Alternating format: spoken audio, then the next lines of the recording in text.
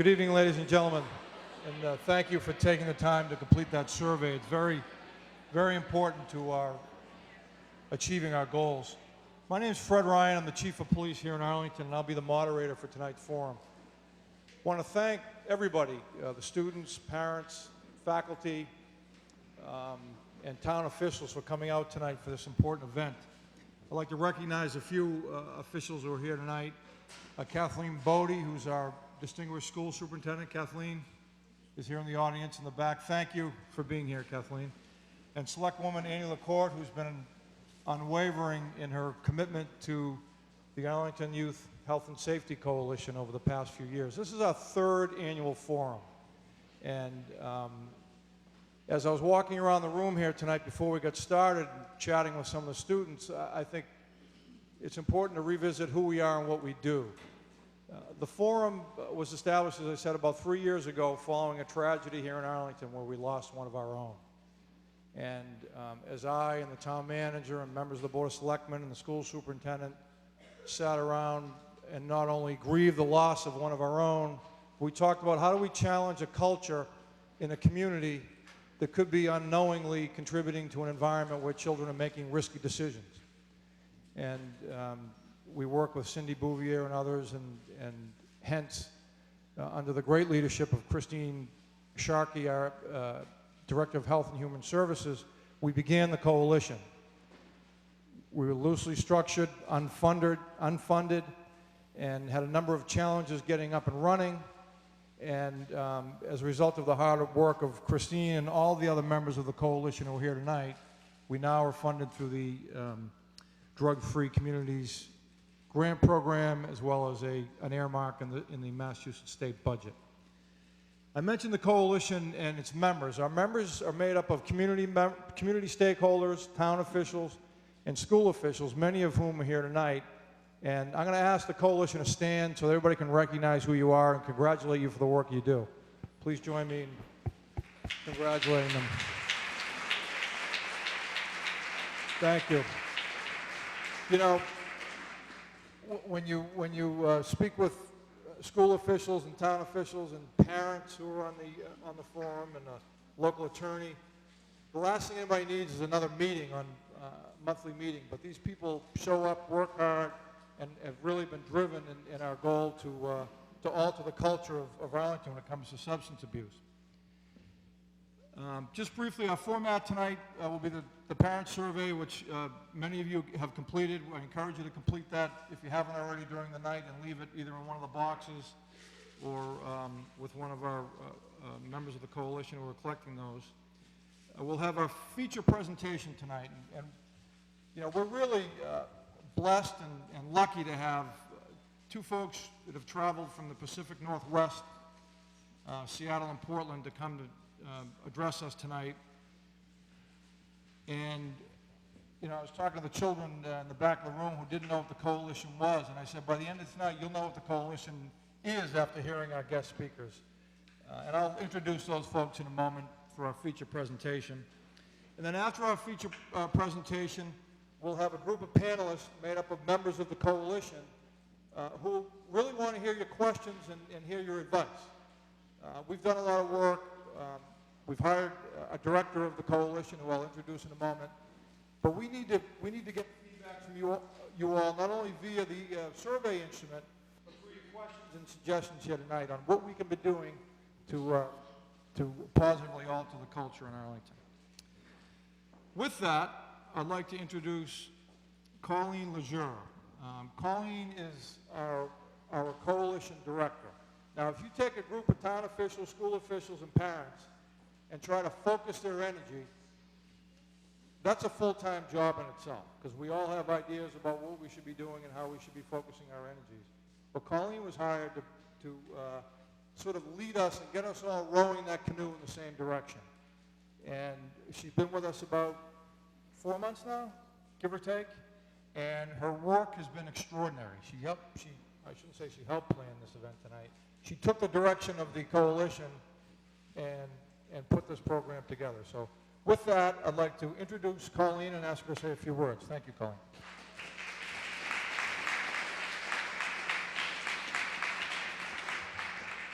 Thank you, Chief Ryan. Good evening, and thank you everyone for coming out to our third annual community forum.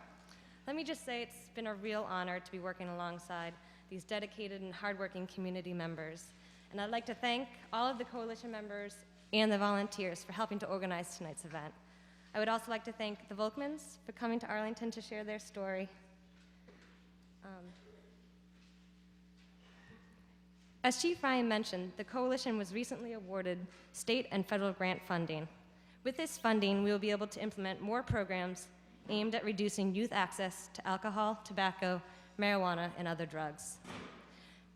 This year, we will be working with the Arlington Police Department and the Board of Health to conduct alcohol and tobacco compliance checks. We will also be working with the police department to run a Cops and Shops program to prevent older siblings, friends, and adult community members from purchasing alcohol for underage youth. Likewise, we will be conducting a shoulder tap survey at local alcohol retail stores to educate patrons about the legal consequences of purchasing alcohol from minors. To address the rising incidence of prescription drug abuse among Arlington youth, the Coalition is organizing a prescription drug take-back program, which will take place on May 2nd. Also this spring, we will be working with the Ottoson Middle School to administer the Youth Risk Behavior Survey, and we will also administer that at the high school in the fall. The YRBS data enables us to assess the health behaviors of students so that we may focus our attention and resources on the most prevalent substance use issues. Finally, we will continue to raise awareness throughout the community by sponsoring educational forums about pertinent substance use issues, such as tonight's presentation on binge drinking. According to the YRBS, students in Massachusetts report higher rates of binge drinking than the national average. And as you can see on the slide, Arlington students report higher rates of binge drinking than the state average. Not only are Arlington rates consistently higher than the state, but from 2004 until 2007, these rates have increased by 2%. This is an alarming statistic given what we know of the many harmful consequences of binge drinking. Furthermore, binge drinking is not exclusive to the high school. Students from the middle school have reported being drunk at least one time in their lives. As you can see on the screen, students as young as 6th grade have reported being drunk, and this behavior increases substantially over the next 2 years.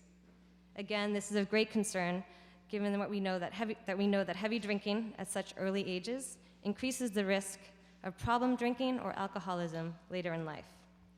We've invited the Volkmans here tonight to share their story with you about how their lives were impacted by binge drinking. This story really could be anybody's story. I hope you enjoy their presentation, and again, thank you for coming out.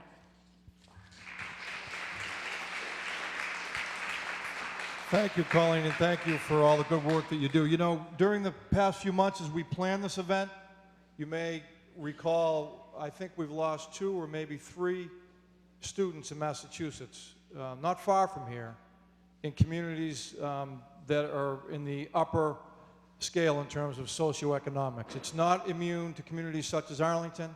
While we were planning for this event, 3 students died. And I think that drives home the importance of the topic here tonight and why we have reached out to our feature presenters tonight, the Volkmans. I'd like to introduce Chris and Torrin Volkman. This presentation is from the viewpoints of both the mother and son. It's a riveting story of a family that could live in any town such as Arlington. The speakers have traveled across the United States for the past 4 years talking about an issue affecting every community, that being binge drinking. Here with us tonight are Torrin and Chris Volkman. They've been featured in the New York Times, People magazine, the CBS Evening News, an interview by Barbara Walters on The View.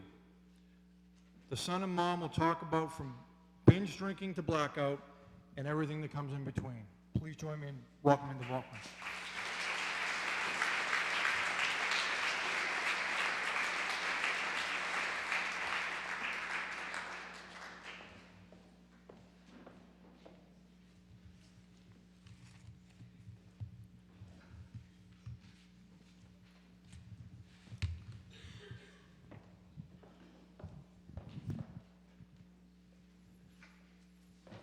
Hi, Good evening. My name's Torin, and we're really excited to be here tonight. And this community forum really, I think, is a great chance to get everyone in Arlington on the same page about alcohol use, and how alcohol is affecting the community. And most of you might be aware at this point, but we had a chance to be speaking at Arlington High School today, and we didn't speak to every student there.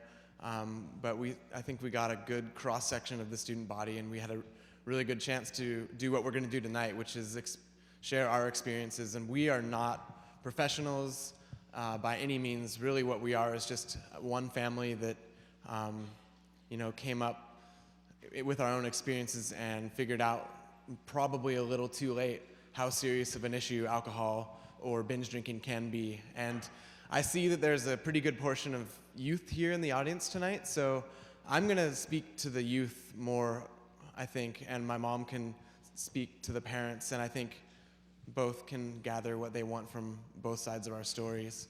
And we're really appreciative that you guys are here tonight, and we're excited to be here. And hopefully, if anything, this can really springboard more discussion in your community and just take our experiences and make something of it your own.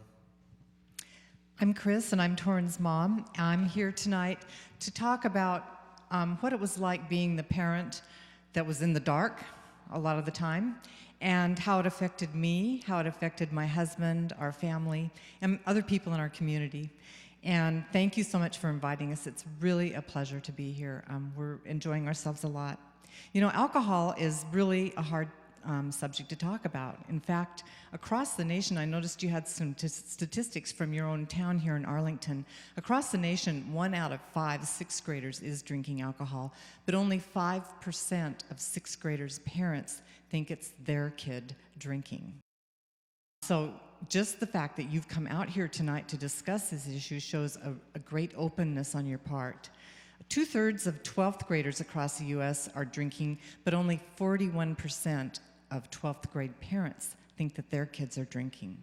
I probably might have been one of those when Torin was in high school.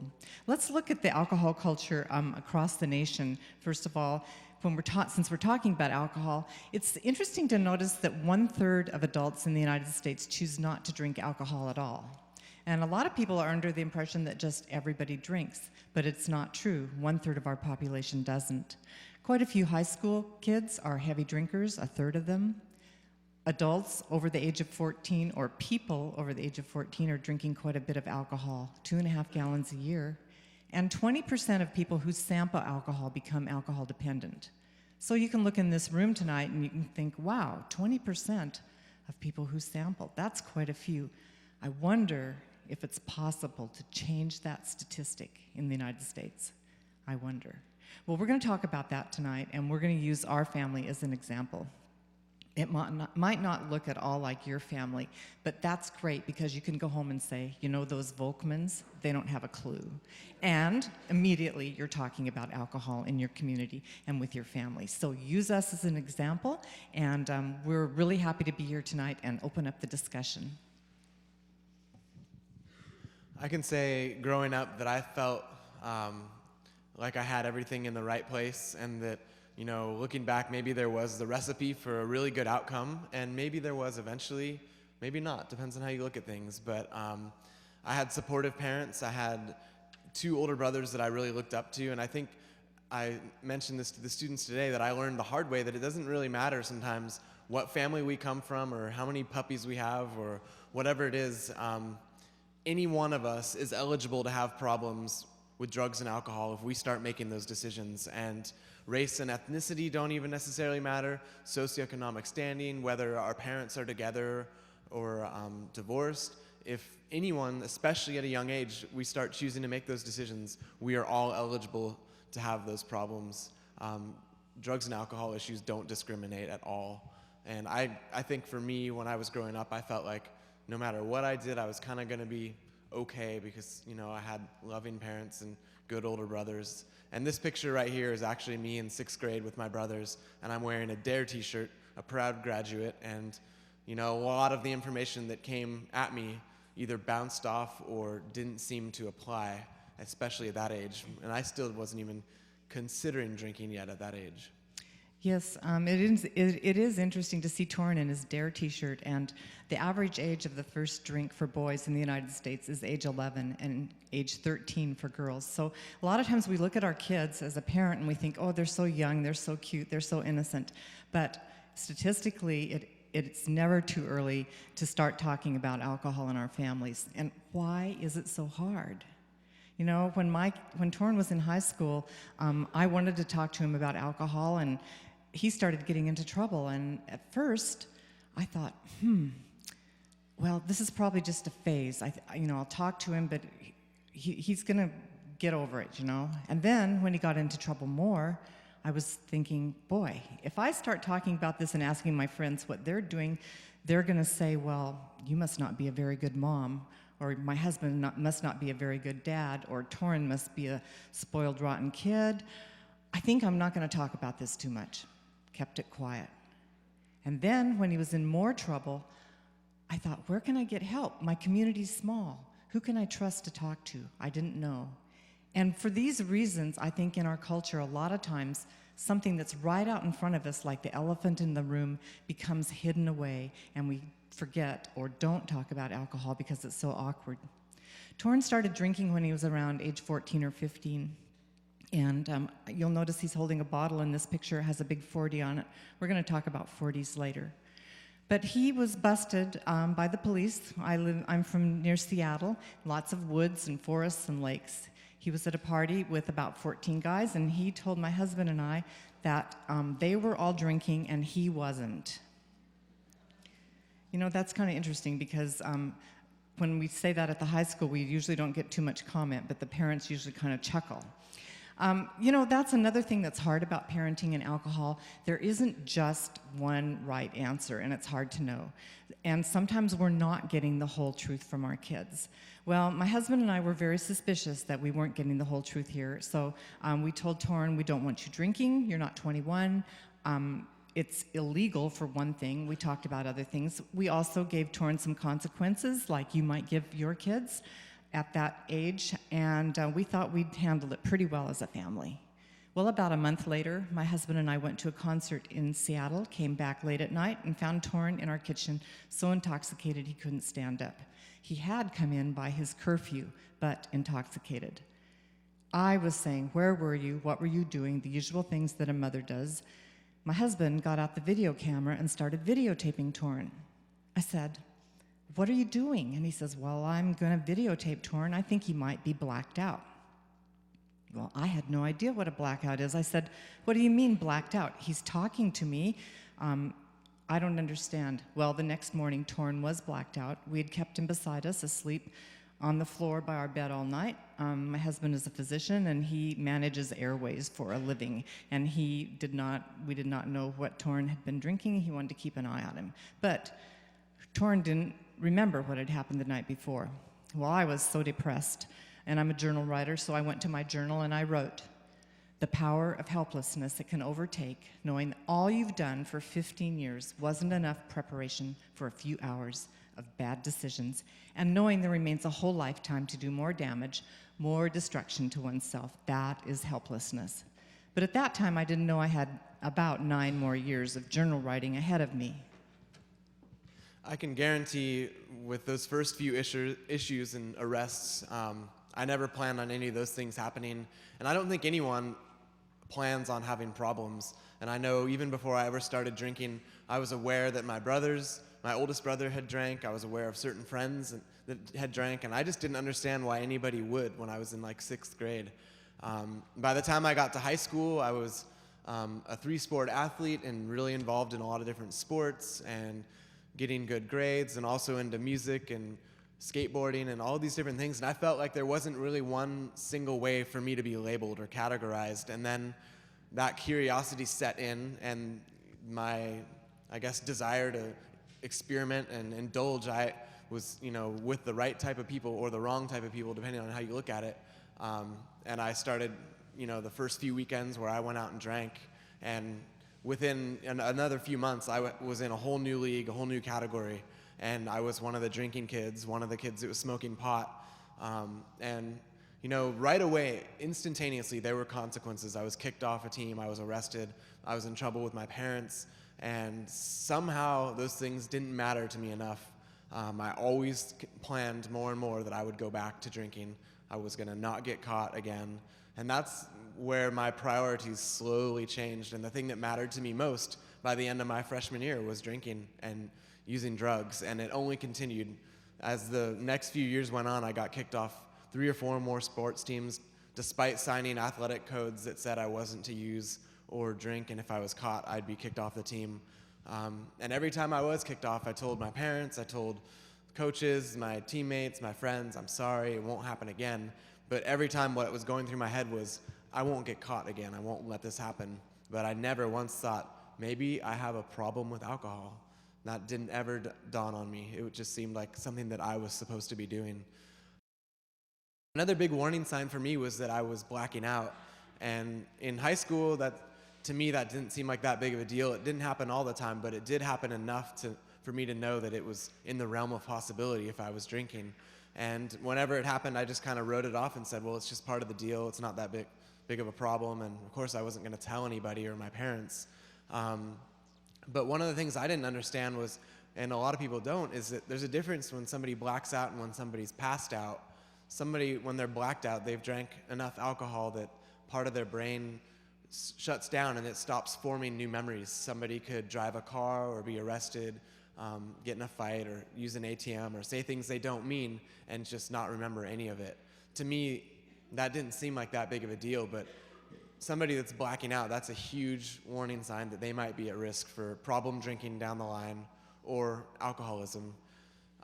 So there was 2 warning signs in high school, were just the continual problems that I kept having and the high prioritization of alcohol, along with blackouts here and there. This picture right here is kind of a cross-section of some of my friends. It was taken my senior year of high school after May Dance, and the significance of it then wasn't much, but looking at it now, there's 4 or 5 of us that have been through rehab or treatment centers. 2 of us are lucky enough to be sober, recovering alcoholics, and at the time, most of us were good students and involved in sports and extracurricular activities and all thinking about going off to school, and none of us ever planned, obviously, to have any kinds of problems. But I think it really does go to show that if we start drinking at a young age, we're all eligible to have those problems. I'm glad you brought that up, because I meant to mention when we first started speaking, Torrin, that of the adults that have problems with drug and alcohol today, 47% of them started drinking about age 14 or 15, versus adults who waited till they were 21, only 9% have problems. That's sort of another way of saying that kids who start drinking around age 14 or 15 increase their chances of becoming addicted to drugs or alcohol by 5 times. And that's quite a bit, 5 times. And so you can see kids that are drinking younger, potentially, such as Torrin's friends in this photo, have more chance of having problems down the road. And that has proven out. Now we're down the road and we can look back and say, yes, I do believe that's true. It's pretty amazing. There are 10 million drinkers between the ages of 12 and 20, and 20% of those are heavy drinking and or drinking and binge drinking, and 6% are heavy drinking. Right now, I want to talk to you a little bit about binge drinking and why it's different for kids than it is for adults, and some of the things that I wish I'd talked to Torrin about when he was in middle school and high school. I don't want to pick on kids necessarily. 1 in 5 adults across the United States has been binge drinking this week too. But it's way different for kids than it is for adults. Let's start with just the definition of binge drinking. You can see it for yourself up there. It's 5 drinks in a row for guys, 4 for girls. That's basically the standard definition. Of course, you can see that there's also frequent binge drinking, which is 3 or more binges in a 2-week period, and then extreme binge drinking, which is not on there, which is categorized by experts nowadays as 10 drinks or more in a row. It's pretty astounding when you think of this definition. First of all, you think, well, I know that alcohol affects everybody differently depending upon weight, mood, gender, or if you've had something to eat for dinner, for example, before you drink. And then there's the drink itself. What is a standard drink? Well, a standard dose of alcohol has 12 ounces for beer, 5 ounces for wine, and 1.5 ounces of hard liquor for 80 proof liquor is a standard dose. Oh, you notice I'm calling it a dose. That's because alcohol is measured just like a drug that you would buy at a pharmacy in doses, because alcohol is a drug.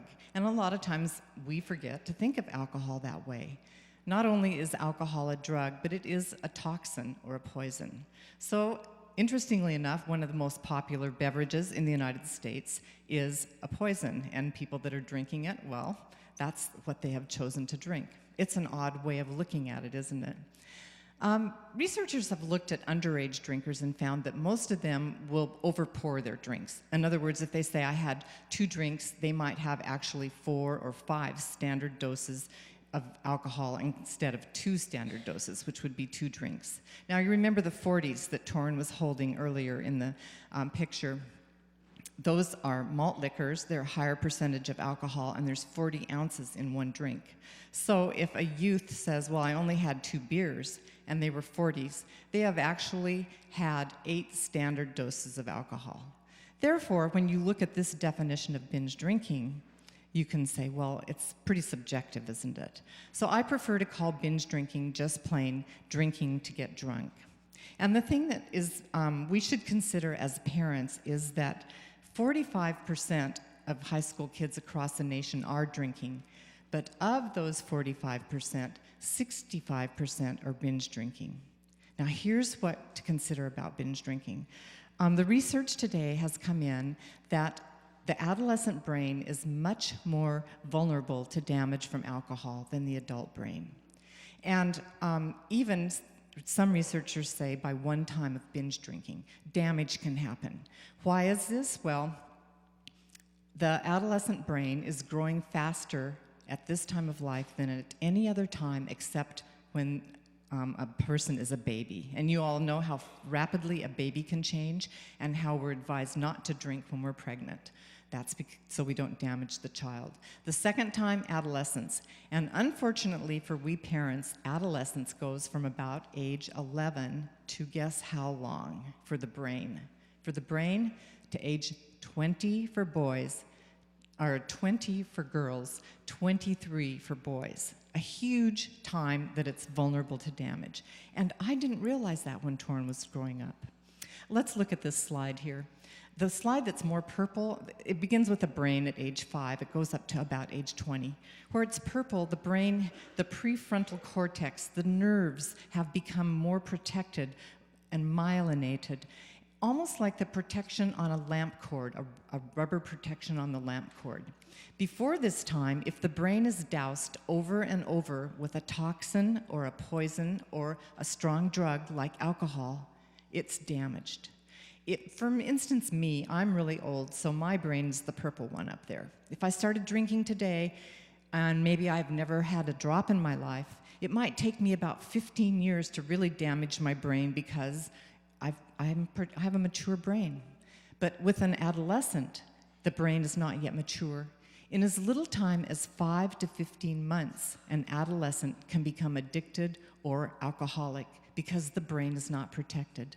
The prefrontal cortex handles such things as memory formation, abstract thinking, problem solving, things kids need when they're getting their driver's test, if they want to go on to school or study, or even to have a good relationship in life. So these are really important things, and they're not just damaged while the adolescent is drinking, but the damage can be sustained forever.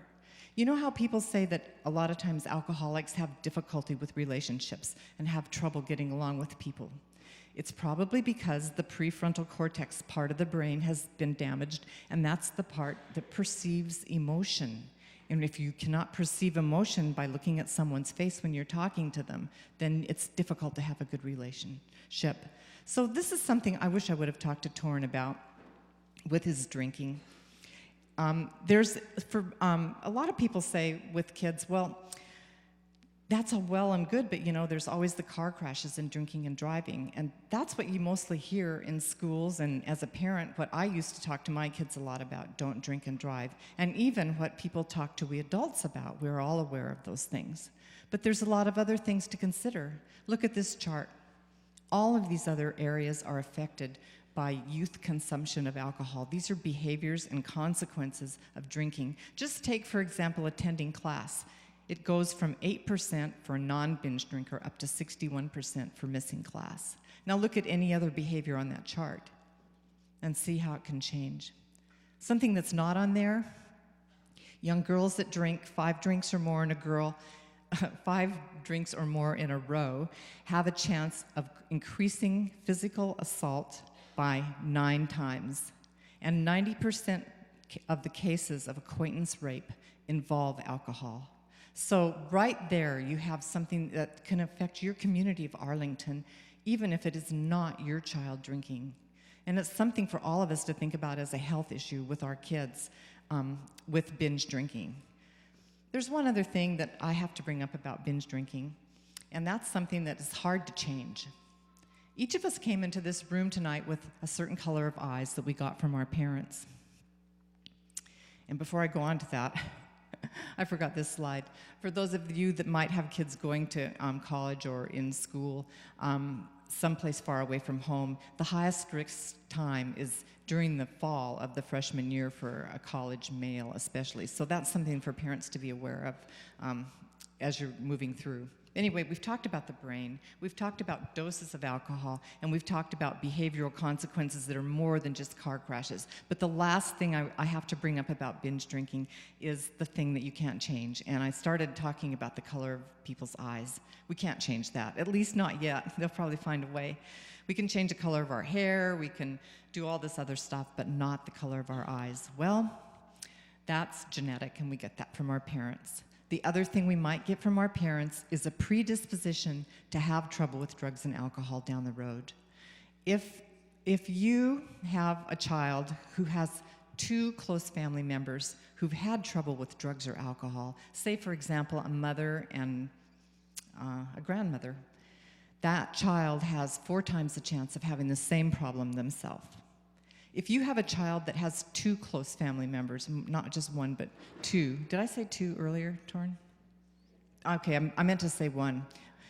One close family member gives them the chance of having 4 times the problem. 2 family members, 10 times.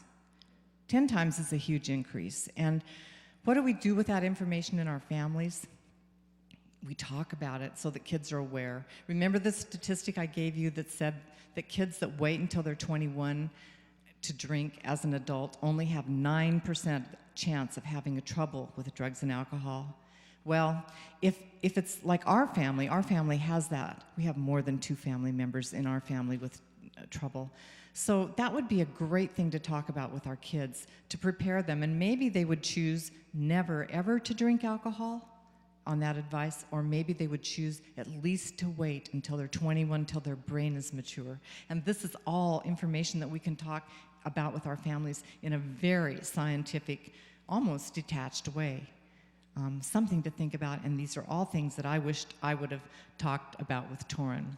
Because over 7,000 youth every day are starting to drink over the age of 16, and you can see the amount of people that die from alcohol. And it's a problem in our communities that doesn't seem to be going away, and certainly something that people in Arlington would want to discuss. Of course, a lot of people would say, well, where are they learning to binge? They must learn it because in college, right? Isn't that where you always hear about colleges? And this is a big college area here around Boston, has a reputation for having lots of colleges. Maybe that's where they're learning. Well, there's a man in Iowa named Peter Nathan that studied that, and he said, no, the binge drinking culture comes from high school.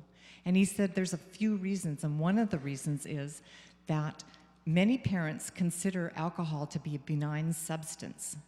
Now, interestingly, across the nation, researchers have found that parents talk to their kids about the other drugs, but not about alcohol. Maybe because they consider alcohol something they can't prevent, or that they don't think it's so strong. We might forget as adults that it is a drug and that it is addictive.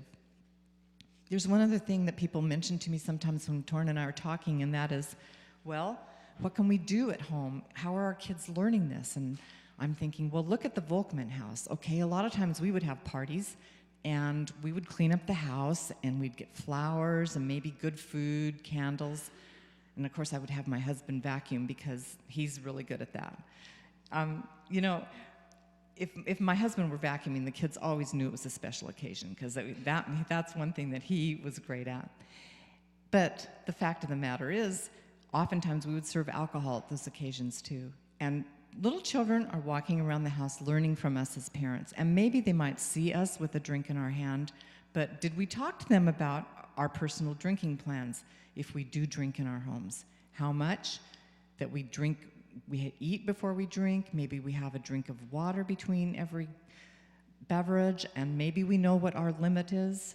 Those are things that can be discussed and modeled in the home, just like a home where there's abstinence and people don't drink at all, and they talk about that. So those are some of the things I think in our culture that as parents, sometimes we slip up and forget to do. Torrin and I have a section in our book, a little inset, that has conversation starters for kids before they go to college. But I think you could change this to middle school. For example, the first question, how will you decide whether or not to drink when you go to middle school? Now, you know, you might ask that question in middle school a couple of different times, and then maybe again in high school, and parents say, well, how can I do this? How can I get my kid to where I can ask them a question? Well, one good way is when you're driving them to some event and they can't get out of the car, and you ask the question. But I do believe that asking these questions, such as, what will you do if you find one of your friends passed out? What will you do if you're asked to babysit someone that's drunk? What would you do? Ask this over and over during middle school, during high school, and even for kids that come back from college in the breaks. These are all ways that we can bring it up in our families, and it's not necessarily talking about our kids, but it's talking about the whole alcohol culture. I did graduate high school with pretty good grades, and I was determined at that time when I was going to go off to college to prove to myself and to my parents that I wasn't just going to be a problem drinker. And as you might predict, that's not the way it turned out. I got down to University of San Diego in California, and basically everything I practiced socially with the friends I had in high school, I attracted the same type of people down there, and everything that I'd done on the weekends happened over and over again, maybe a little bit more magnified or intensified with less supervision.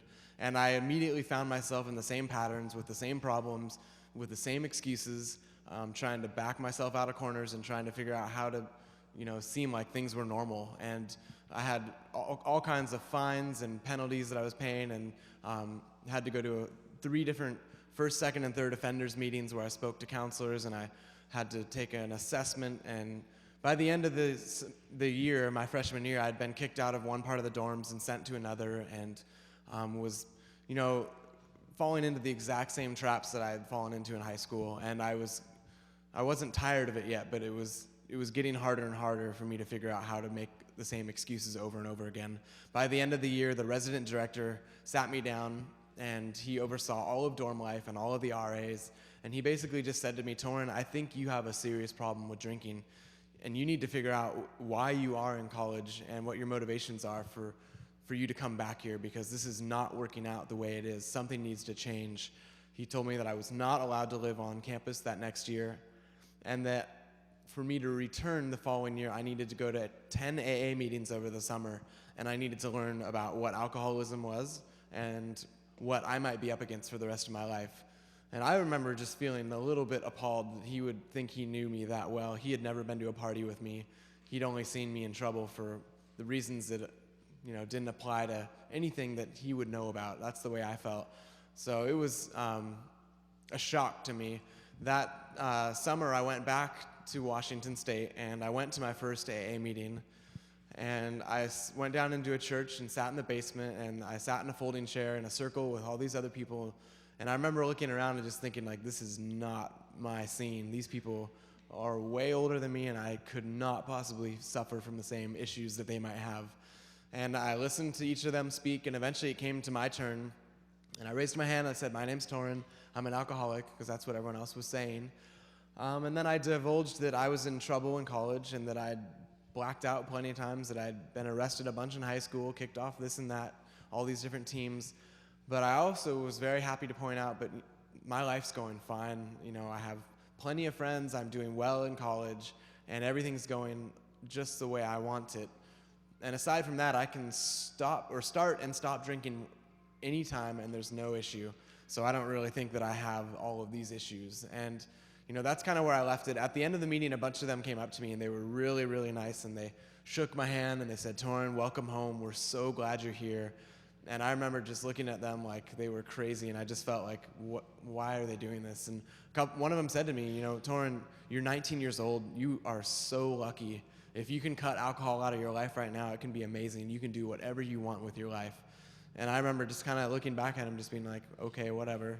And then thinking to myself, well, this is what I want to do with my life. I'm doing just what I want, and it is amazing. So I just did not see it. I was not ready to listen to what they had to say. And I went to one more meeting after that. I sat through it, heard what people had to say, and got out of there as quickly as possible. And that was my AA experience. I was supposed to go to 8 other meetings. I did not go to them. The people at my university never found out. And I think, if anything, what happened there was that I missed out on a really good opportunity to understand what alcoholism really is, what addiction is like, how it happens, how it progresses, and maybe what I would have been up against for the next few years, because I was very uninformed and unprepared, and I had no idea what I had coming my way. When Torrin came home that summer, he told me he was going to an AA meeting, and I thought, wow, that's really weird. It's the summer. And he said he was doing it for a psychology class in college. And I thought, that doesn't quite add up. And then I thought, boy, you know, he got into quite a bit of trouble in high school, and his father and I were very worried, but we haven't heard anything from the school, from the college. So he made the dean's list. He must be doing okay. But in the back of my mind, I was thinking, I should ask, but I didn't. And I really missed out on an opportunity to talk to Torrin. And by the way, for those that send students on to college, you might want to find out what the program is at your college for notification of parents. Some schools do notify and some don't. So that's just something to put in the back of your mind before you pay tuition to an expensive school and they don't notify you. But that's water under the bridge at this point. The big water under the bridge is the fact that I didn't talk to my son. I could have said, "Oh, Torrin, by the way, you are going to an AA meeting. How are we doing with the drinking?" Because I could have said that.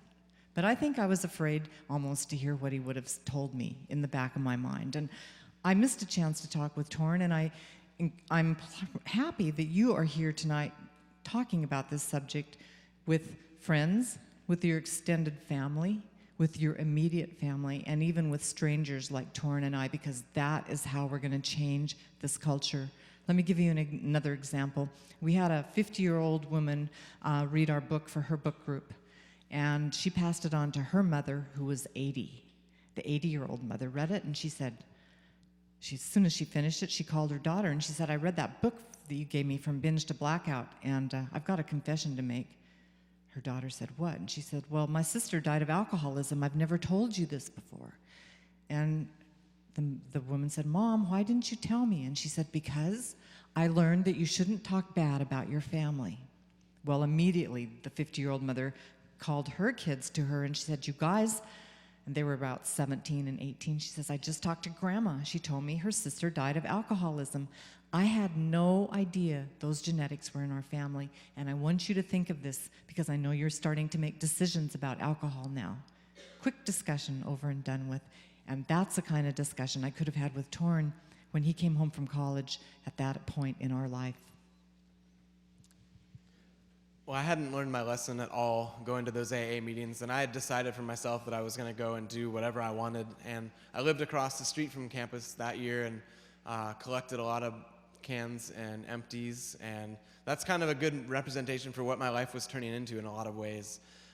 Even in high school, I was attracting a lot of friends that I guess I didn't understand that I was turning away other friends at the same time. And by the time I had gotten to college, I was pretty much an expert at surrounding myself with people that would okay my behaviors and sign off on whatever I was doing and not care alongside me. I didn't have any friends that would say, "I'm worried about you," or "Are you sure you should be driving?" or I've seen you're not getting to class, or any of those kinds of things. If I was being arrested, if I was blacking out, if I was sick, or whatever, those kinds of things were not a big deal to my friends. And I wanted it that way. I didn't want a friend that was going to question anything that was going on. It allowed me to do what I wanted to do and self-destruct in the ways that I wanted to.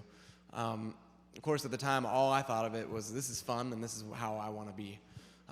And with that mentality, that's kind of the drinking culture that a lot of kids grow up in, is that it's like an event. It's like alcohol makes the night what it is, and it's almost like drinking is not only the means, but it is part of the end. And even in this picture right here, this is a beer bong. The games that I played, I think, are very common anywhere, and it's whether it's playing cups or playing at quarters or playing other drinking games or drinking out of beer bongs. It's more of like how fast can we make this happen? And that's the mentality that I had all the way through college. And of course, I juggled that with the reality of getting good grades and making sure everyone thought that everything was okay. And I wanted to believe I was okay as well. But my world really did get very small throughout college. I didn't drive a lot. I didn't even go out to bars just because I knew it would be expensive. As long as I was surrounded with cheap booze and, low-cost friends, I knew that everything would be fine for me. The consequences were there, and they were adding up. There were, along with the social symptoms that I had a problem, there was a lot of psychological and physical things that started to, rear their heads and show that maybe I actually was physically dependent on alcohol. And the first one that I, looking back, could identify was just the simple sleeplessness that I experienced on weekends.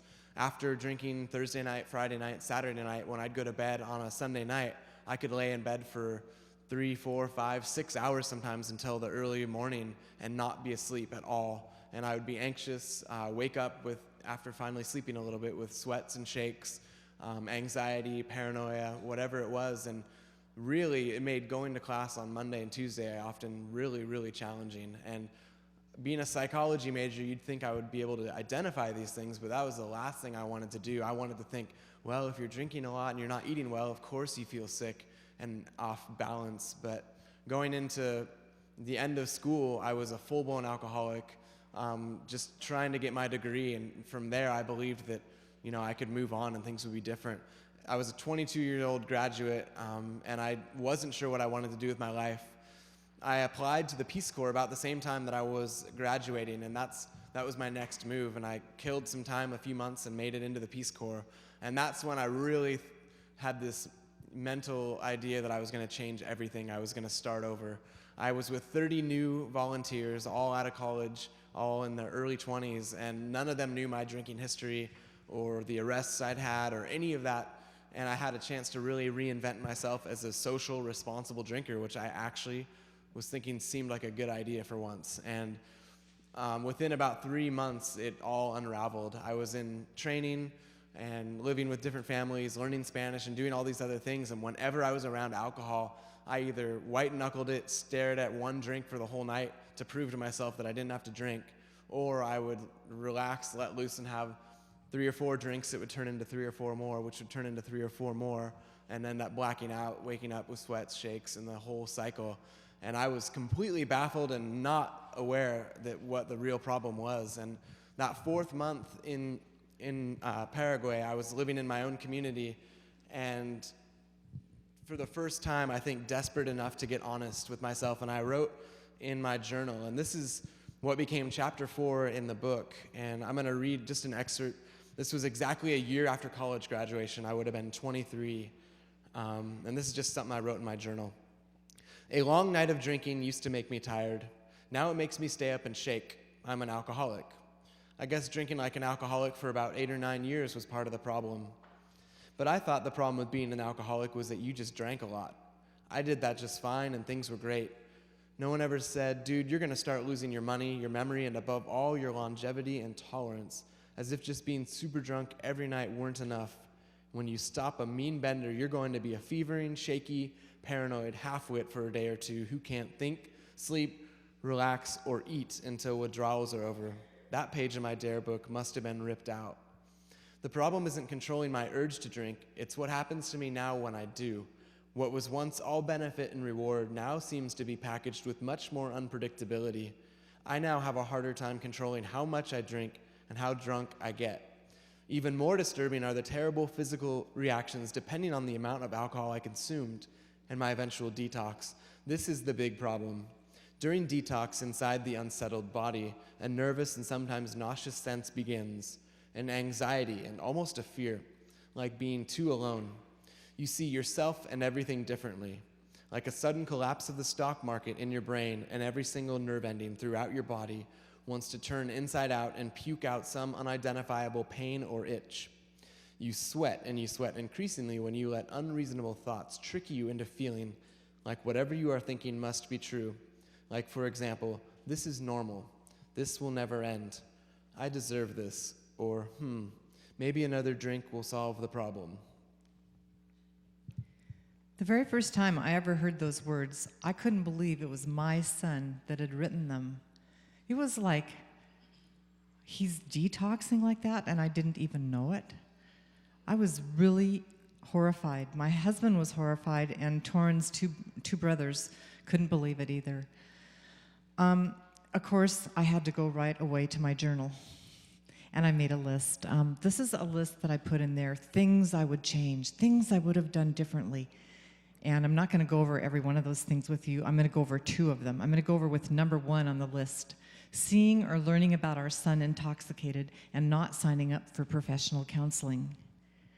Well, I've subsequently learned that the average parent that first suspects alcohol or drug problems with their kids waits about 4 years before doing anything about it.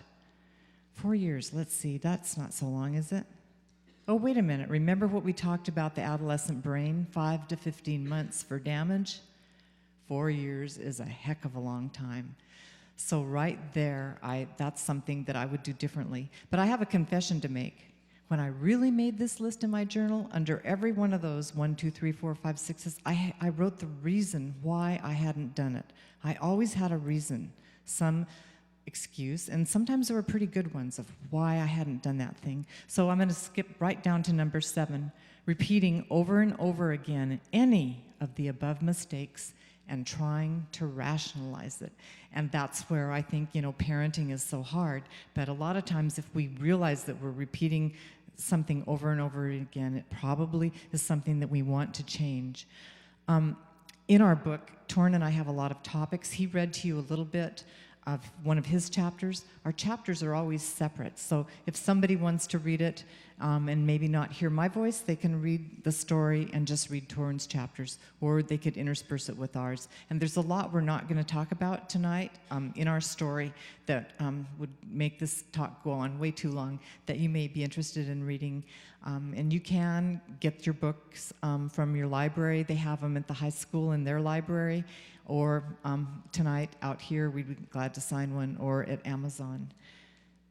Another thing I considered when I was trying to look at our family and how this happened to us, and went over and over it, I looked a lot at advertising. And our kids, we tell them to wait until they're 21, but they're bombarded from the time they're young by alcohol and the look of alcohol and how glamorous it is and how exciting it is to drink that beverage. And I think they're really excited to try it sometime. And it's the season of March Madness, isn't it? The games. And there's going to be lots of alcohol ads during those basketball games. Super Bowl has the same thing, In the Super Bowl of 2006, there were 16 ads for alcohol. Now, that doesn't seem maybe like so much, but it's a fairly short time period. And during that time, we have grandparents, friends, good food, and little children all around us. We watch it together. It's really fun. In fact, actually, I know people that don't watch the Super Bowl. They just watch the advertisements because they're so good. But when you think that there's 16 ads for alcohol, that's really something to think about. And it's also a time that we can talk to our kids about it. The little 3-year-olds that are running around watching the Super Bowl with us, researchers have taken them and they said, "What's your favorite beer?" Most of them can name a brand. They can because they've been watching these ads from the time they were little with the bears, the frogs, the horses, all the things that really attract their attention. And this is very clever marketing by the alcohol industry. It's called branding. It's taking people that aren't eligible yet for a product and making it look good so that as soon as they are eligible or they can put the money up on the counter themselves, that's the brand they will buy. You've seen the hard lemonade drinks. Those were started to be marketed about 15 years ago, especially to middle school girls, because the beer industry realized that young, beginning, entry-level female drinkers did not like beer very well, but they would drink the sweetened, fruity drinks, the alcohol pops. That's something that we can talk to our kids about, too. Alcohol is inflation adjusted. Since 1951, the price of milk has increased 4 times. The price of alcohol is less than it was in 1951. Alcohol is not listed in the war on drugs. You've probably heard of the war on drugs. It's not listed, as if it doesn't exist.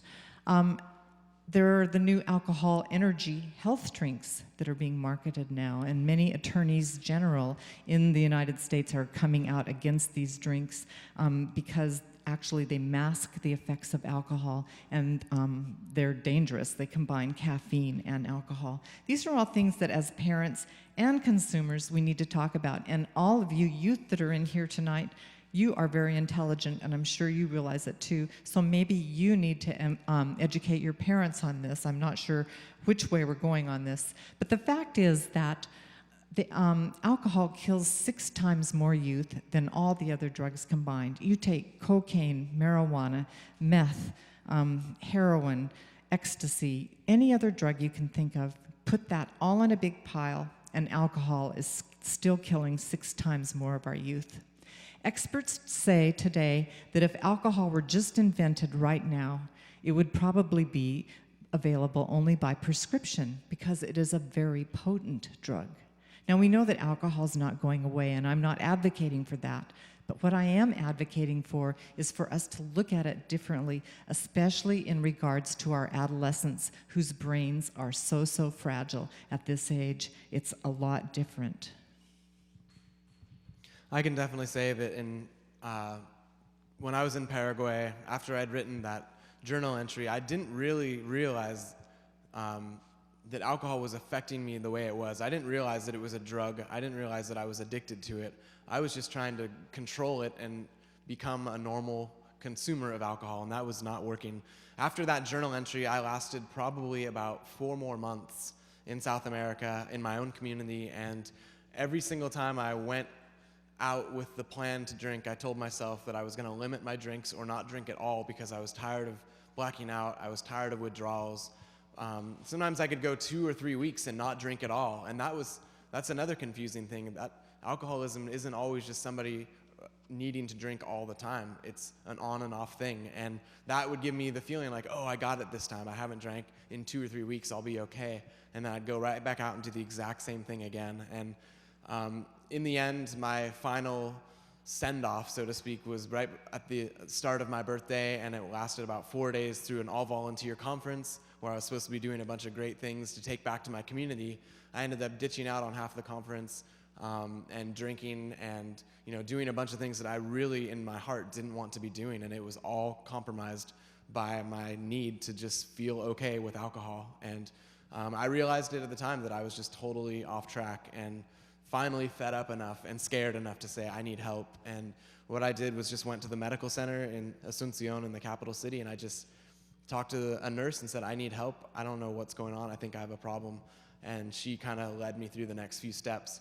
I was given Valium and other medications to detox. I spent a couple days in a hotel room, went back to my site with a doctor, packed up, was medevaced back to Washington, D.C. with the doctor, and met with other counselors there, and it was agreed with them, yes, Torrin, you're an alcoholic.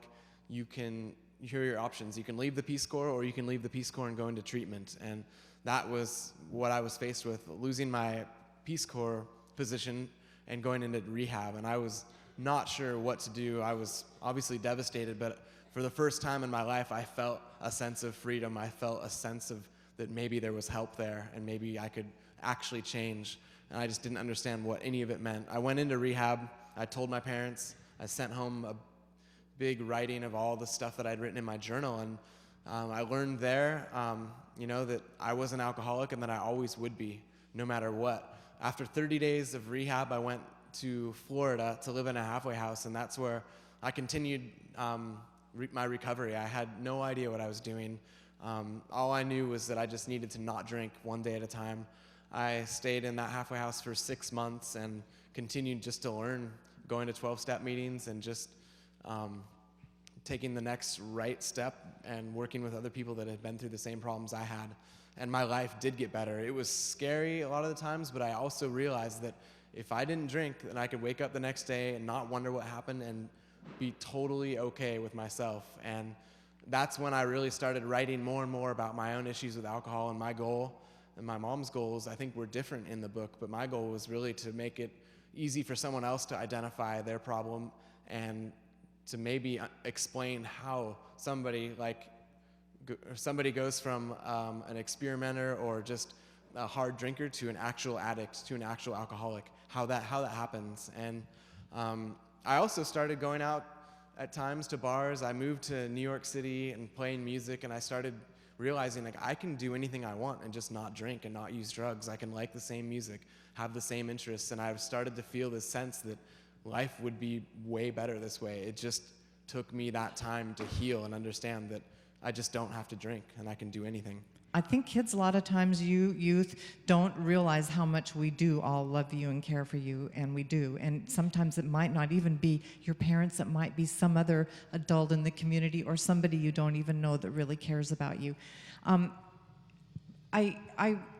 If I had one thing to say to parents and kids tonight, I would say, please, don't think of anyone telling you to drink or not to drink.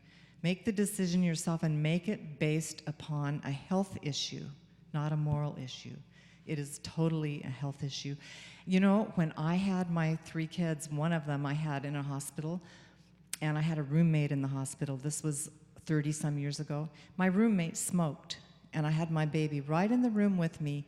He was like 1 hour old, and here was somebody blowing smoke in his face. I'm not a smoker, but my roommate was. I hated it. But you know, back then they didn't think so much about secondhand smoke. Look how it's changed over these last 30 to 40 years. Well, that's the way I look at the youth alcohol culture now. I'm thinking all you people sitting here in your town have a chance to change that with rite of passage drinking for adolescents. Maybe someday people will say, what were you ever thinking allowing your kid, your adolescent, to drink when their brains were still forming?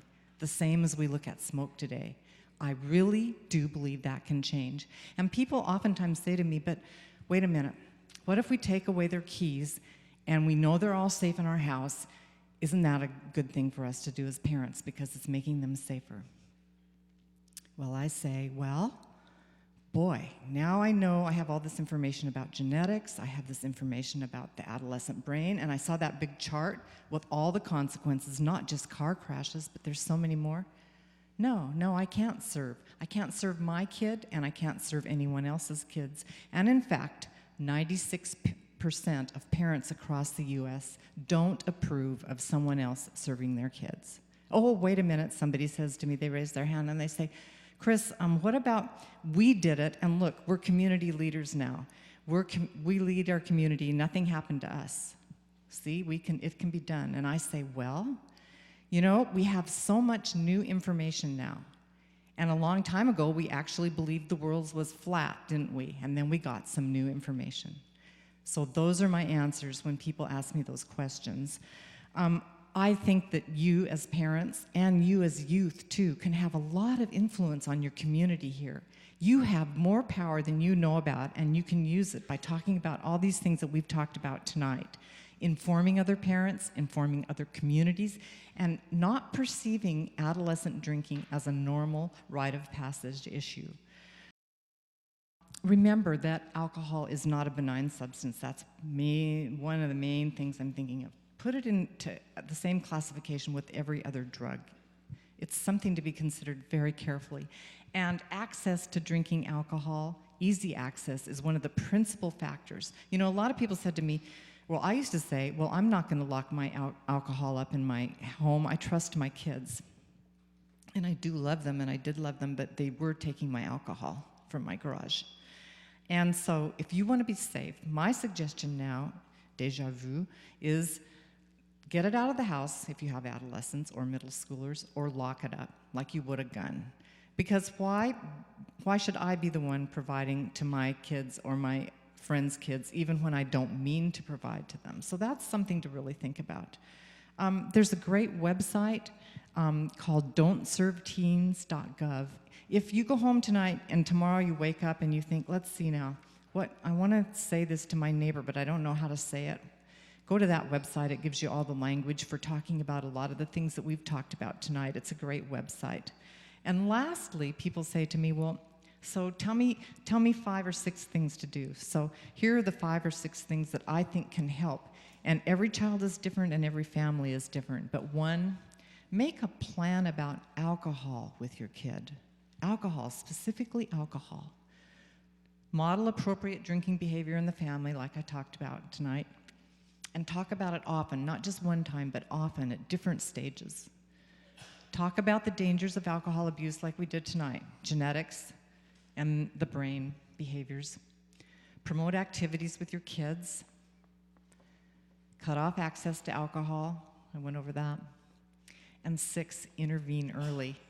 I think it's 74% of kids that need treatment for alcohol and drugs don't get it in America. 74%. Can you imagine if 74% of kids that broke their arms and legs didn't even get taken to the doctor? It's the same thing. And there's lots of people in our communities that will help us. And I didn't realize how professional they are. They keep things confidential. They don't talk around. And sometimes you can just go in and ask questions. That's it. There's counselors in school, there's Al-Anon, there's AA, and there's lots of other professional organizations that will help parents. So I want to thank you for coming tonight, because I know when I was a parent with 3 kids, and if there were a talk advertised at my kids' high school, I probably would have thought, I think we're handling this just fine in our house. I don't need to go to that. It's probably the other kids that are drinking, not my kids. But you guys are willing to just come out and at least look at the issue, and I think that's fabulous, and I think that's how our culture is going to get changed. What do you think, Torrin? I think I have a few more things to say. Well done, Mom. You're doing great. Thanks, Torrin. I guess there are some things I do want to say to the parents, but I guess what I would say to the youth that are here is that, well, 2 things. One is that when I was in high school, I really felt like, you know, I guess I should say I didn't feel like it, but looking back on my high school experience, I really bought into the idea that alcohol was always going to be there for me. It was always going to be this amazing, interesting thing that would make my life that much better and more interesting. And in a way, I sold out, and I really thought that all the things in those ads were true. And along the way, I got rid of or discarded or ignored a lot of the other passions and hobbies and interests that I had. And over time, all I did was develop a relationship and eventually a problem with alcohol. And that's really all that I was left with. I had lost a lot of my friends that were doing interesting things, and I had lost a lot of my interests. And all I was left with was this social issue that affected me in every way, was alcoholism. And I really, I guess, encourage everybody, you know, no matter what type of interests you guys have, not to let alcohol or drugs come in between those things, because you have your whole lives to develop a relationship and the role you want alcohol to play in your lives. But at this age, there's so many other things you guys can be going after, and those things are the things that make life more fulfilling and way more interesting, whether it be computers or sports or science or art or theater, music, whatever it is. All of those things are what really make us connected and bring us somewhere else in life. And alcohol will always be there, and everybody can make that choice, you know, on their own, however they want that to be. And I guess the other thing I'll say is that for me, you know, I'm free from alcohol today. I haven't drank in over 5 years, but it's still an issue I face. It's an issue I will always face. And when I say I'm sober and in recovery, that means I'm free from alcohol today. It is an issue that I always face. I don't drink one drink or half a drink. I don't drink any drinks, and that's how it always goes. And I'm proud of that, and it's not something that I want to hide, but I do say with quite a bit of seriousness that it will always be there, and it will always be something that impacts me and anyone that's close to me. But it's an amazing thing as well to be able to say I am in recovery and to know that I have that hope for the rest of my life. And anyone can have that. The other thing, I guess the things I want to say to the parents are that, as it might not seem in the presentation tonight, and it might not seem if you read our book that it might not seem like I was listening to my parents or that I didn't listen at times.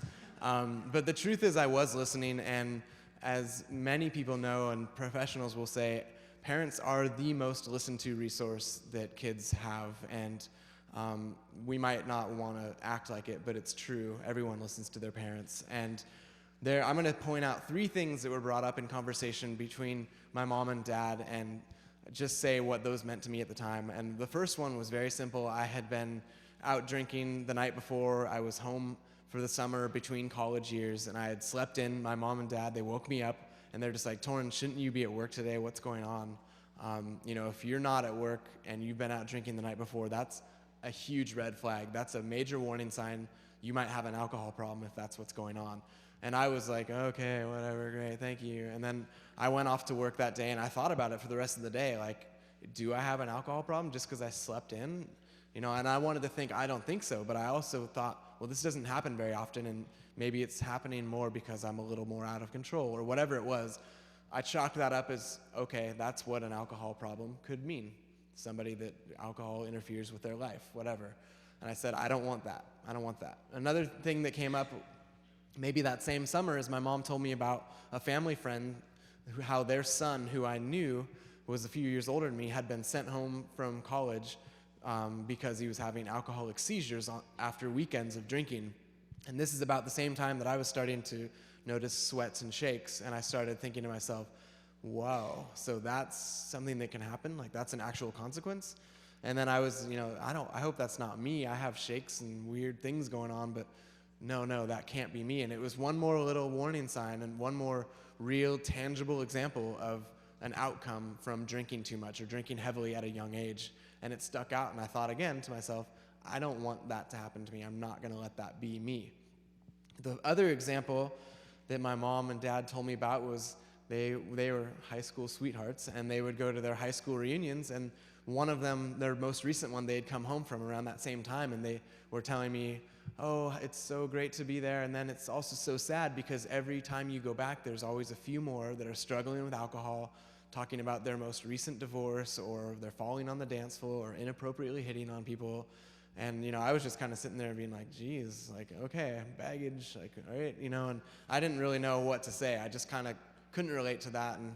And then about a week later, I was hanging out with some of my friends, and we were playing back a home video that we had shot together, and it was from, a night previously, and we watched the video, and my jaw just dropped. I was totally floored at what I was seeing, and my memory of the night was us hanging out, drinking, having a good time, staying up really late, and eventually playing basketball like at sunrise on this outdoor court. Great, that was my memory. It faded into black, whatever. When I saw the video, it showed at the end of the night me splayed out under the basketball hoop on my back.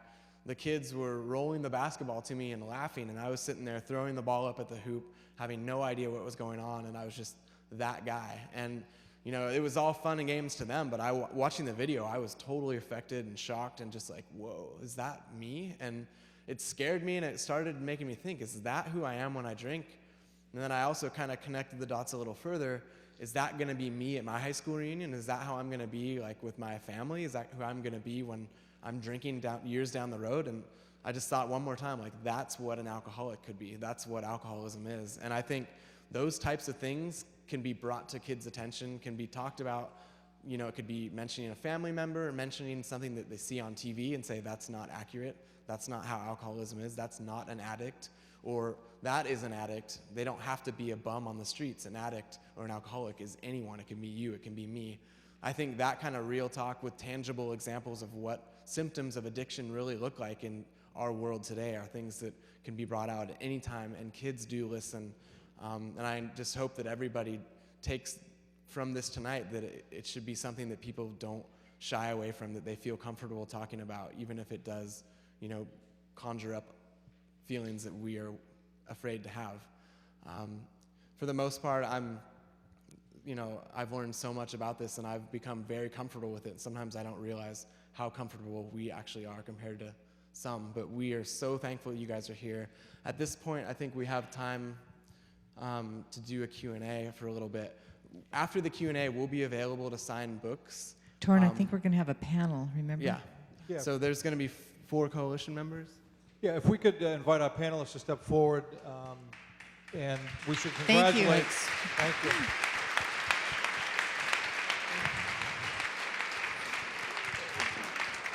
While the panelists step up, I want to thank the Volkmans for having the courage to share their story here in Arlington tonight. I think that was touching, and my hat's off to you for your courage. Thank you. Thank you. Our panelists, and there'll be question and answers for the Volkmans as well as our panelists. Our panelists are members of the coalition, and the coalition is always looking for help. You have blue sheets on every table. If you'd like to volunteer and work with our coalition, we welcome volunteerism in Arlington, and would appreciate if you are interested in your time. We're lucky to have several great panelists tonight. First, at the end of the table is Colleen, who I introduced earlier, who is our coalition director. Immediately to her left is John Sheft, who is an attorney here in Arlington, well recognized in the law enforcement circles, is known throughout Massachusetts for his expertise in criminal law. Next to him is Inspector Brian Gallagher of the Arlington Police Department, also the 2008 Police Officer of the Year for the Arlington Police Department. And I think everybody knows Brian. Brian serves as our school resource officer and has done a great job. Next to him is Cindy Bouvier, who is the Director of Health and Wellness and Counseling at Arlington High School, who's been unwavering in her commitment to the health and safety of the children of Arlington, in particular the children of Arlington High School. To her left is Andrea Rossi, who serves as the intervention coordinator and social worker at Arlington High, who I think everybody knows Andrea's enthusiasm for her work. And with that, we'll open it up to questions. Is somebody going to bring a microphone around? I have the microphone. It's on.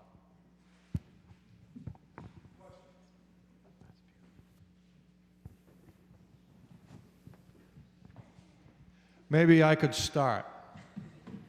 I'm sorry. I had a lot of questions as you spoke, and as a parent of 2 young girls, I wonder what the research shows in terms of males versus females. And in Massachusetts, were 2 out of the last 3 deaths in the few months were girls, were they not? Am I right? And I guess that struck me that I usually think of young boys as those binge drinking and dying from their activities. So are there any comments on male versus female? The statistics are that young women are keeping up with young males in drinking neck to neck. They're equal. Okay. Not what I wanted to hear as a parent of girls. We must have questions. Here we go. John, can you talk about the legal ramifications if a parent knowingly posts a party where alcohol is present and the law remains some case law? Social host liability. So those who choose to serve alcohol to minors in their home, what are the potential liabilities?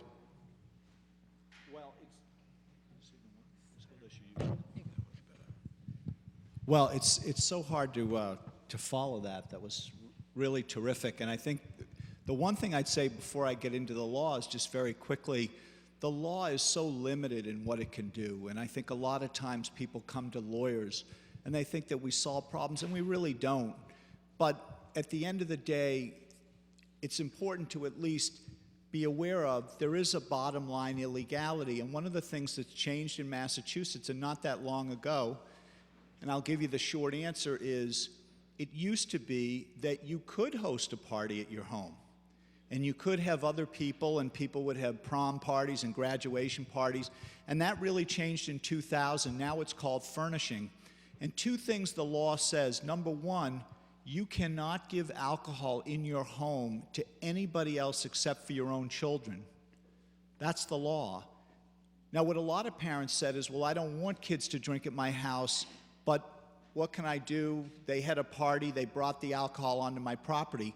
That's also illegal now. If you even allow alcohol to be in your house, you're looking at a potential year in jail. And sometimes people say, yeah, but that won't really happen. Sure it will. There was a case last year in Massachusetts where a 19-year-old invited some people over to the house when the parents were out. He served some alcohol.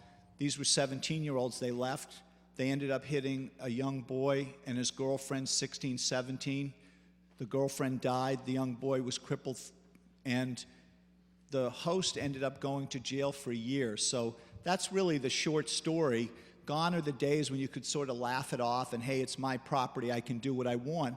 There's significant criminal risk, and there's also a liability risk. People will lose their houses now. People will get sued over this. So I just urge you to think about this with your eyes open. And that's happening with the young lady who was a Concord Academy student and died in an Andover home. Yeah. The parents of the children from that home are before an investigative grand jury answering questions now. So there are very serious potential consequences. Other questions? Question.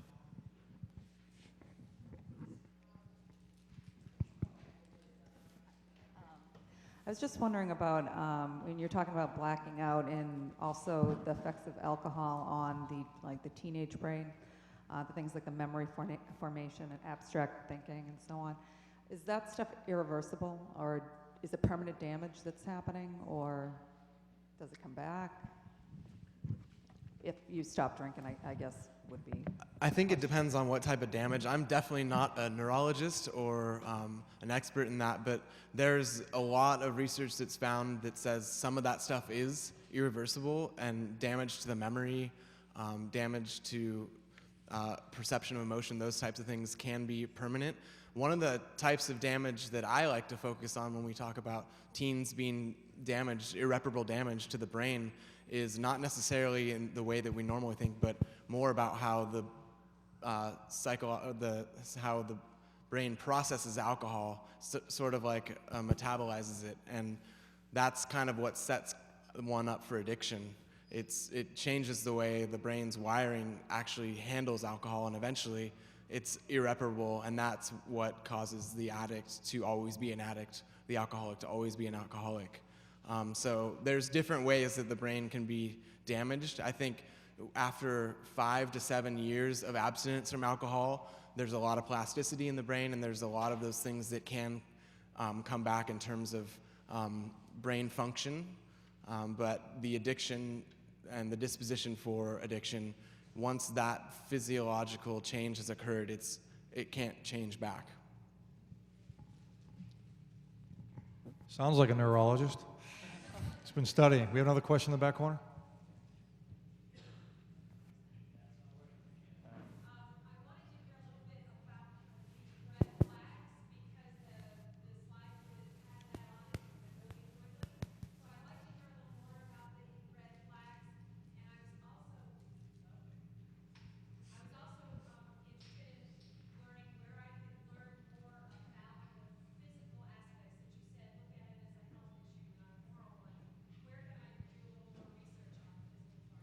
So red flags and the physical issues.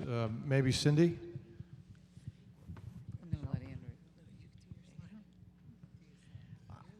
I'm probably not the most expert person up here to do that, but the NIAAA has a lot of scientific evidence on their website if you want information.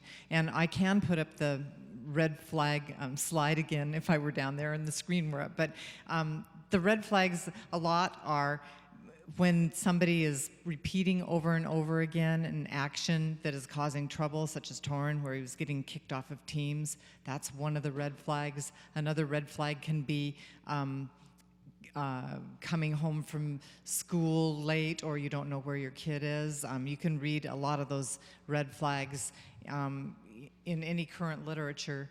But I think that if you want to look in our book, we have that same chart in our book too. And there's a lot of sites, including the Gov site that I gave you. We don't serve teens that will list red flags too. Do you guys know of some sources here in Arlington that would be good? There's a website, projectinterface.com, that is a local company, and they actually have a tremendous amount of resources in this area. And parentantidrug.com is another one that actually sends out like weekly to bi-weekly newsletters to parents, and it also has a lot of resources and columns of places that you can click on that brings you to other websites that would be applicable as well. Thank you. Ma'am? One of your tips to parents, the first tip said something about make a plan about alcohol with your kid. Exactly what do you mean by that? I think you were referring to prior to it happening, or prior to when they're young, to make a plan of what you. Question is the reference to making a plan surrounding alcohol with your child. To discuss what your feelings are about alcohol. For example, we will not have you drinking alcohol at parties. If you are at a party where there's alcohol, you will call us and we'll come and get you. With the siblings, your sibling will not provide alcohol to you, and discuss it as a family so that there's a whole plan in place, just like a fire evacuation plan in your house, so that you know what will happen and perhaps what the consequences would be if there's a violation of this. Do anybody want to add anything up here, Andrea? I mean, I agree. I think having conversations with your kids and having a specific plan for how you're gonna communicate about it, and I definitely agree with the consequence piece. So teenagers know in advance what will happen if they aren't able to follow through. Next question. Sir?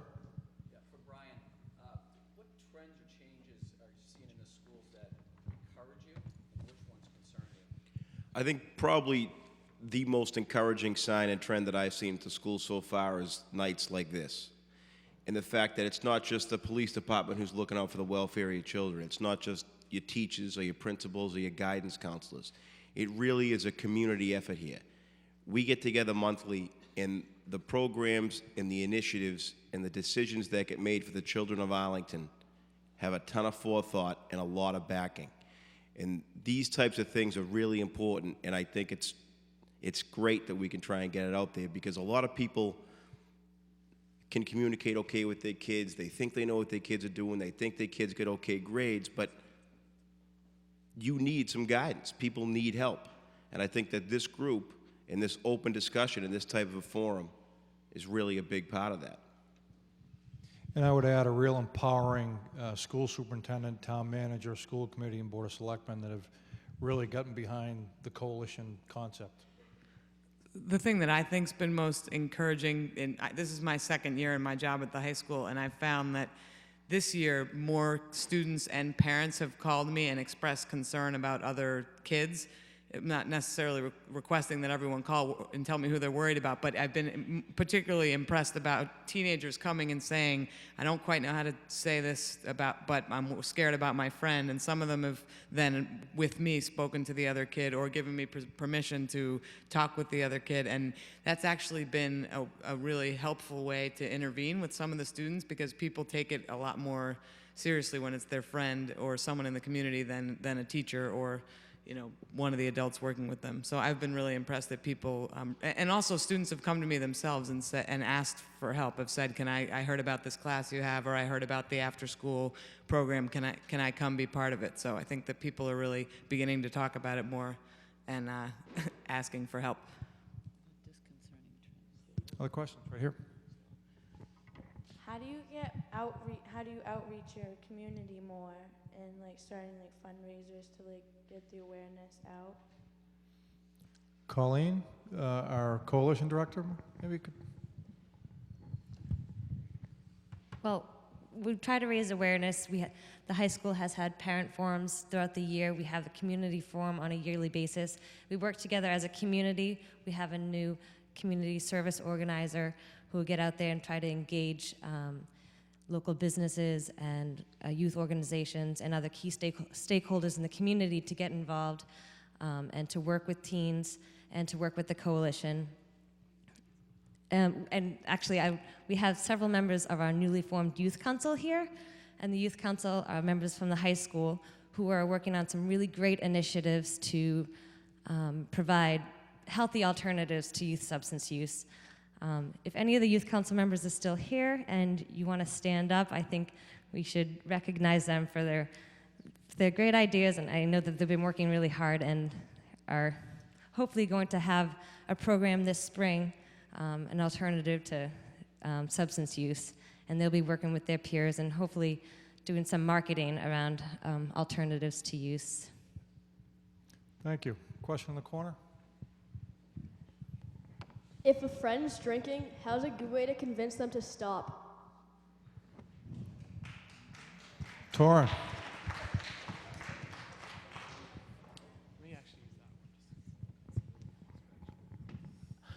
That's a really good question, and that's a tough question. I think sometimes if you're worried about a friend, it depends a lot on your relationship to that friend. And if you feel like you guys are really close and you can be honest with them, you can tell them why you're worried about them.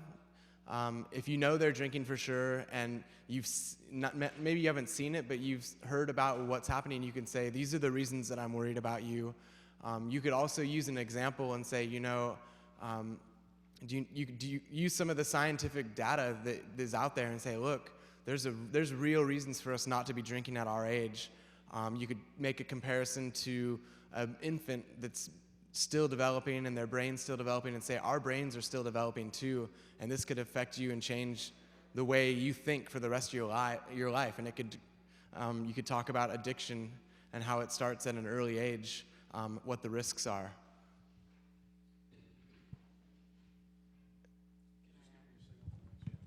Oh, okay. Sorry, I was paying attention. And also, I think you could just tell them that, look, say they're not listening to you and you've told them a few different times, you can also say, I don't feel comfortable hanging around you when you're drinking like that. I want to be around friends that are positive, and if they're not listening, you can make that decision that says, like, I'm not going to be part of that, and say, I don't support you. I'm worried about you. I care about you, but I can't be around that. I just add that it's better to have the conversation not around alcohol. So not once someone is drinking, it's a challenging conversation to have. I mean, it looks like you're young who asked the question, so you're probably not around car keys or things like that, but that's the kind of thing to take away when people are drinking. But the actual conversation about your concern about them should probably happen when they're sober. And I definitely double on Torrin's comment to say something like, I really care about you, and that's why I like you, I care about you, our friendship is important, and that's why I'm telling you this. Great advice. Over here. This question is for Torrin, but Chris, thank you so much. You must be so proud of your son. Torrin, you said that as parents, we're probably the primary source to continue to talk. But what if we don't think our kids are really listening? Were you listening, and those consequences, Mom, that you spoke about, did you follow through with all of those consequences? Because as a parent, sometimes we can slip from those consequences. Well, I think for me, I was listening a lot of the time, and those consequences, I'm going to answer for her. They were always there, and they were always held to the end. And my mom, there was times when I was arrested with 3 or 4 friends, and all of us would have, varying degrees of penalties. Mine were always the worst, and mine always stuck till the end, whether it was not driving for the remainder of the school year, which did happen, which lasted. I wasn't allowed to drive for my first 6 months of being 16. There was all these things that happened, and they stuck with him. And I guess it didn't always seem like I was listening, because I still went out and did those things, but it mattered. I think one of the things that also was there was a high standard set by my parents, whether it was expectations of my behavior or my conduct or my grades, of my manners, of who I was as a person, if I would always be involved in some extracurricular activity. While those things seemed really annoying to me, they also set a standard for myself and an expectation for myself. And when I was out of their jurisdiction, so to speak, and on my own, I still held those beliefs and values in a way, and I set those same beliefs for myself. And when things started to sink and deteriorate, I was propped up by myself in some ways, and then I was also propped up by the fact that I knew my parents were there and would support me when I needed them most. And I think those types of things are important, and I think always having clear expectations, always having consistent message that this is not okay, this will not be tolerated. Never once when I was underage did my parents say it was okay for me to drink or let me think that I was going to get away with something. And they had those serious talks with me even when they knew I was drinking. They said, look, you know, it doesn't have to be this way. So I think those things do matter, and they can help. And every kid responds differently. Not every kid's going to be infatuated, addicted, and hooked on alcohol at age 16 like I was. Some kids might try it a few times and realize that it's not for them, and that's when you can keep that dialogue going and maybe change them even if they've already tried drinking a few times. Every kid will respond differently, but it's always worth having a clear, consistent message. Thank you. In the corner. It's somewhat of a comment / question. I think it's really important for all of us to know that there's consequences from drinking, whether it be physical or legal or relationship or whatever the situation is. And when I heard the question about what do you do if you know somebody or a friend is drinking, I think kids in general, their genetic makeup is, I don't want to get anybody in trouble. Where would a kid go if they were realizing that there were signs? They obviously are going to try to avoid getting in trouble. I heard you say a couple of times that you thought, okay, well, I got in trouble this time. I'm not going to get in trouble next time, so how to avoid that? So where can children go, where can people go, where they wouldn't get in trouble to ask for help before they get in trouble? Andrea? They don't get in trouble if they come to me at the high school. There is also a social worker at the middle school, Lori Key, who could be approached, and students wouldn't get in trouble if they told her. And I mean, I don't know if a person came to their parent. I guess in your family, you could tell your kid if you come if it's not that you got caught, but if you come to me and say you want to talk to someone about this because you're worried, maybe if that's the way they approached you, maybe they wouldn't be in trouble. And at the high school, we have a relationship with an agency called CASPAR, which is a substance use treatment agency in Somerville, and we contract out for services with them. Kate Vigil is a clinician, a social worker like myself, and we work together to provide support at the high school. She can also be called by anyone at the agency, so that if you didn't want to seek support here in Arlington and you wanted to keep it sort of more confidential, and didn't want me to know, you could go directly to Kate at CASPAR. And I would add, during non-business hours, Arlington police officers can be approached, and the first order of business for any police officer is the health and safety of the child. We'll deal with the consequences later, but if we learn about somebody who's intoxicated and at risk, all of our resources will be dedicated at ensuring the health and safety of that child. So the police are available. I realize also, I think I may have just been unclear. No one would necessarily know who speaks to me or who doesn't. So if I have parents call me regularly and ask for whether it's resources in the community or to speak with me about their student. And really, I mean, the only thing that, anything that happens with me is confidential as long as it's not a risk to someone's life or someone else's life. Thank you. We have time for one more question in the back. This is not really a question for anybody in particular, but I thought this is a really great forum, and my concern is that in town we have a good turnout, but there were several things scheduled tonight, and I know this, I believe, was scheduled over a year ago maybe, but there's an all-town concert, and I think as a community, if we could really use the resources to schedule things so that things are not overlapping, something as big as a town concert where it's involving middle school and high school parents and children, that really could have been here as well. I think it would be great if we coordinated more. I've been in the town for a long time, and there are instances like this all the time, and on a night like this, nothing else should be scheduled. Excellent point, well taken. And if I can speak on behalf of Colleen. I think we became aware of some conflicts, but we did have the Volkmans coming in from the West Coast and some, one last question in the corner.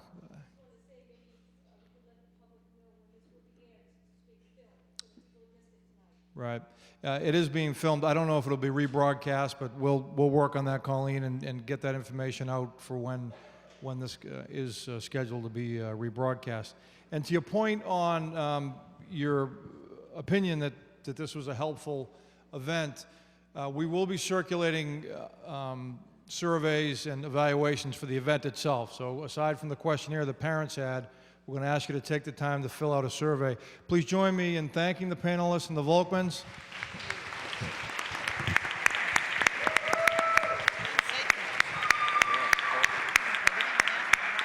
That concludes our event tonight. The Volkmans will be here after the event if you'd like to chat with them in privacy. And there are resource materials in the side hallway to my left. Thank you.